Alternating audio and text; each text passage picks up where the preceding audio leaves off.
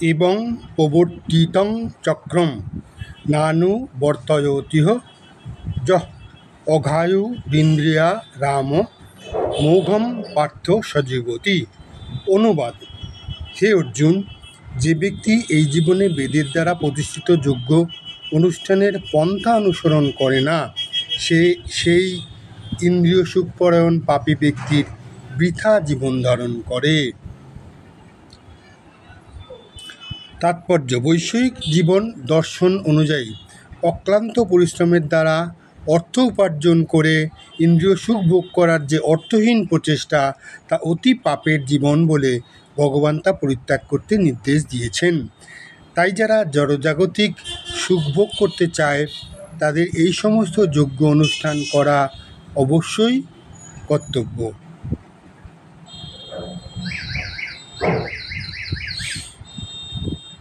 যারা তা করে না, তারা অত্যন্ত জঘন্য জীবনযাপন করছে, কারণ তাদের পাপের বোঝা ক্রমশই বেড়ে চলেছে এবং তারা ক্রমশই অধঃপতিত হচ্ছে।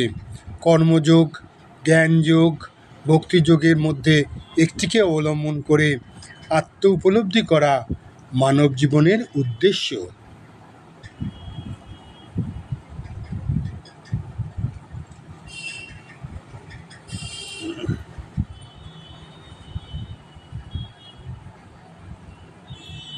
পরমার্থীবাদীদের শাস্ত্রোক্ত যজ্ঞ অনুষ্ঠান করার কোনো আবশ্যকতা নেই, কিন্তু যারা জড় বিষয়ভোগে লিপ্ত, তাদের এই সমস্ত যজ্ঞ করার মাধ্যমে পবিত্র হওয়া প্রয়োজন।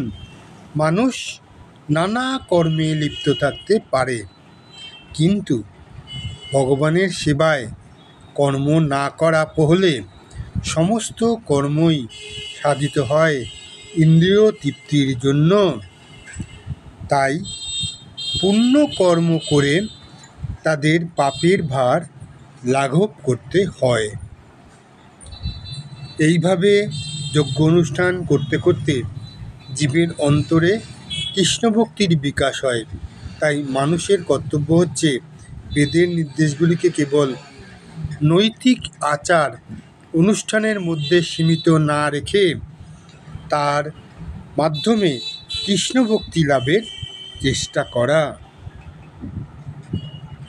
যে সমস্ত মানুষ কামনা বাসনার বন্ধনে আবদ্ধ, তাদের জন্য ভগবান শ্রীকৃষ্ণ যজ্ঞের প্রবর্তন করেছেন, যাতে তারা তাদের আকাঙ্ক্ষিত ইন্দ্রিয় সুখ ভোগ করতে পারে, অথচ সেই কর্মফলে বন্ধনে আবদ্ধ না হয়ে পড়ে।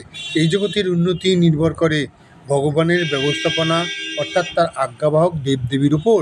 প্রকৃতপক্ষে যজ্ঞ অনুষ্ঠান করার উদ্দেশ্য ভগবান শ্রীকৃষ্ণকে তুষ্ট করা।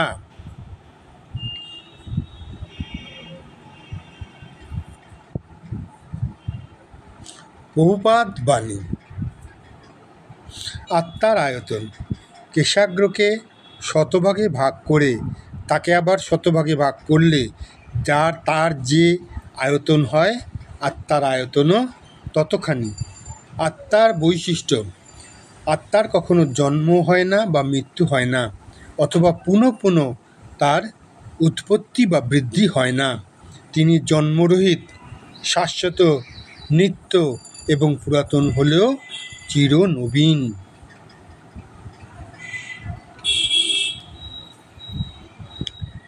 শরীর নষ্ট হলে আত্মা কখনো বিনষ্ট হয় না। আত্মাকে অস্ত্রের দ্বারা কাটা যায় না, আগুনে পোড়ানো যায় না, জলে ভেজানো যায় না, অথবা হাওয়াতে শুকানো যায় না। এই আত্মা অচ্ছেদ্য, অদাহ্য, অক্লেদ্য ও অশ্বস্য। তিনি চিরস্থায়ী, সর্বব্যাপ্ত, অপরিবর্তনীয়, অচল ও সনাতন। এই আত্মা অব্যক্ত, অচিন্ত্য, অবিকারী বলেই শাস্ত্রে উক্ত রয়েছে।